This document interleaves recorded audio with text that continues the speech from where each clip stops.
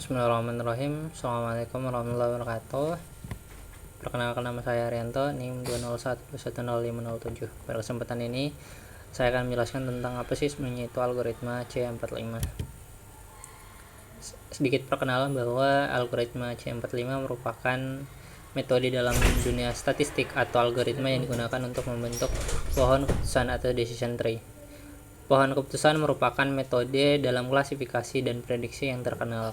Pohon keputusan berguna untuk mengeksplorasi data, menemukan data, kemudian melakukan keterhubungan antara data beberapa variabel dalam variabel target.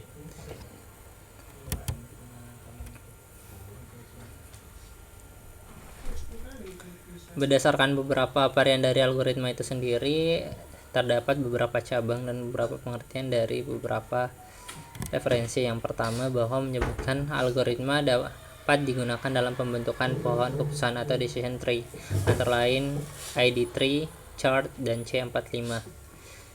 Algoritma C45 merupakan pengembangan dari algoritma ID tree, yang dulunya ID tree ini merupakan generasi atau bagian dari C45.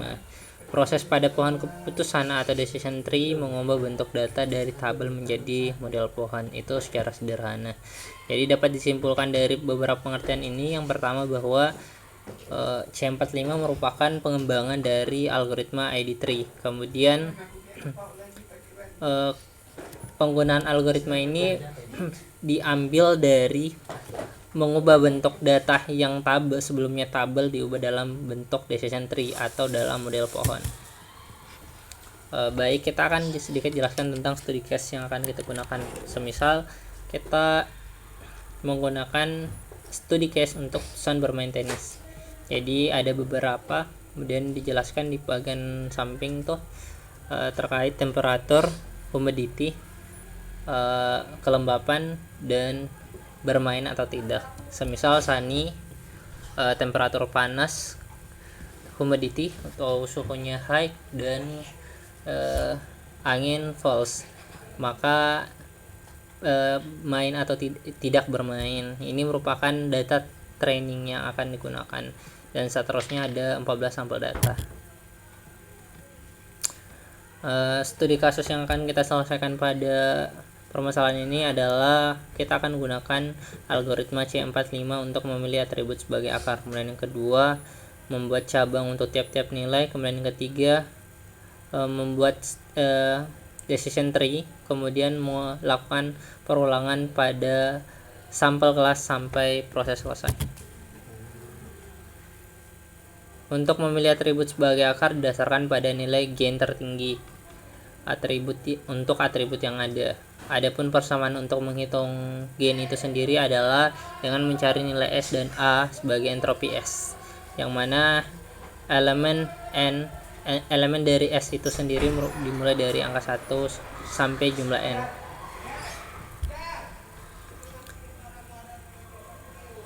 S merupakan himpunan kasus, yang mana A sebagai atribut, N merupakan keseluruhan jumlah pada partisi atribut A.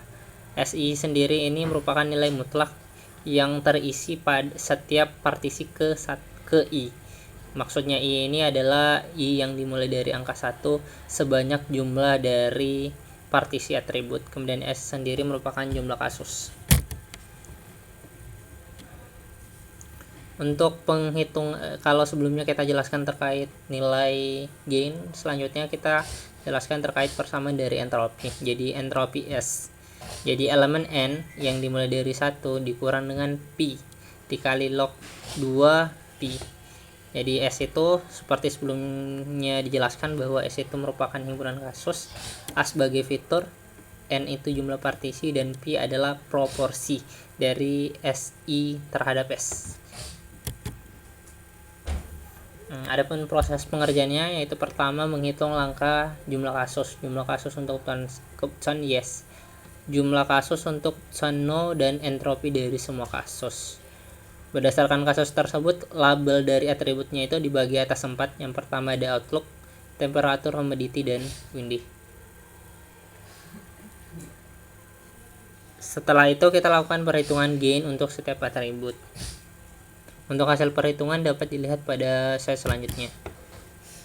Jadi perhitungan Note 1 dapat kita lihat bahwa di Outlook 1 ada gainnya itu sebesar 0,258521 dengan Cloudy jumlah kasusnya itu 4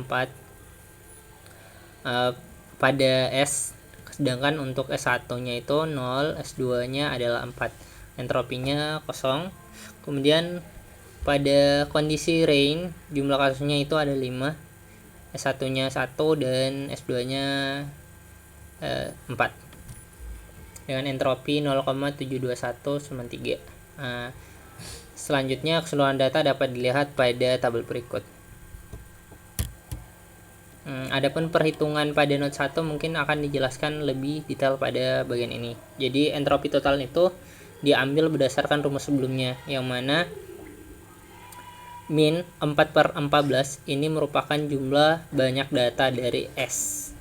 Kemudian dikali dengan log 2, 4/14 ditambah dengan persamaan yang sama, kemudian dikali dengan log 2 tapi dengan nilai jumlah yang berbeda. Jadi ditemukan entropi total itu sebesar 0,86312 sekian.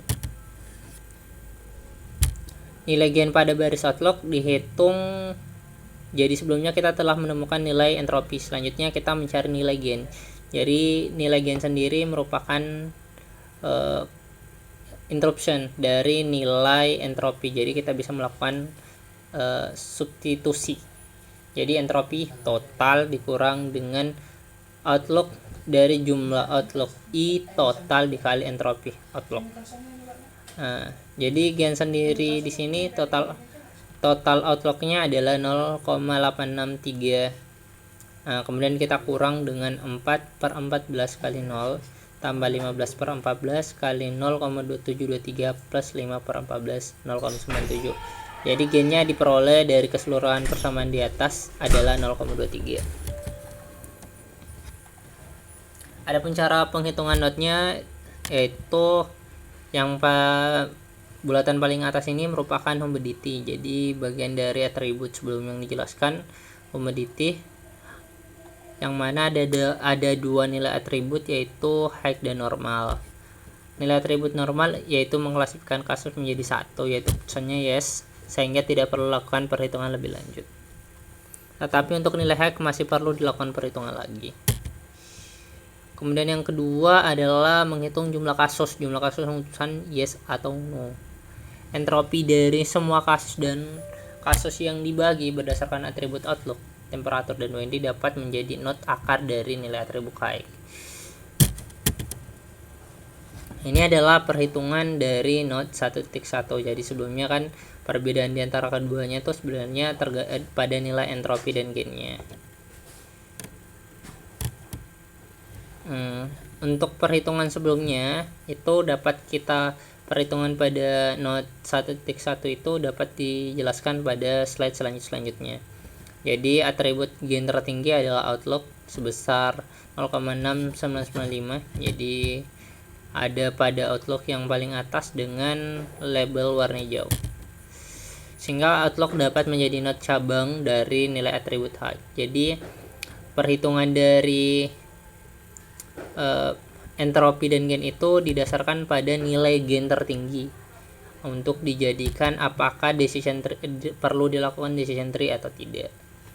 Setidaknya ada 3 nilai dari atribut Outlook, yaitu cloudy, rainy, dan sunny.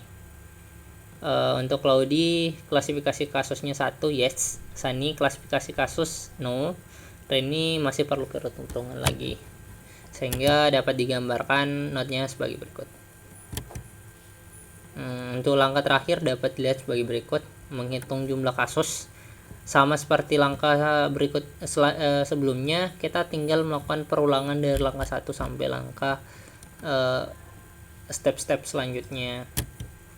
Dapat dilihat nilai gain tertinggi ada pada WND, jadi nilainya adalah 1.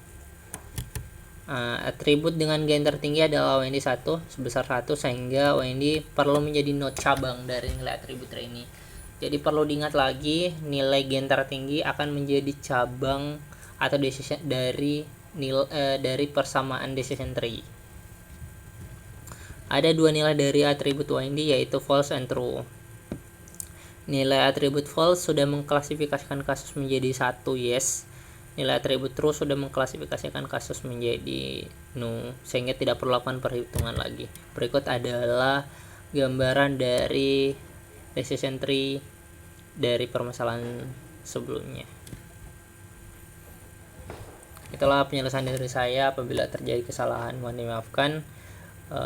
Saran dan masukan perlu dilakukan untuk menyempurnakan metode ini. Billahi taufiq wal hidayah. Assalamualaikum warahmatullahi wabarakatuh.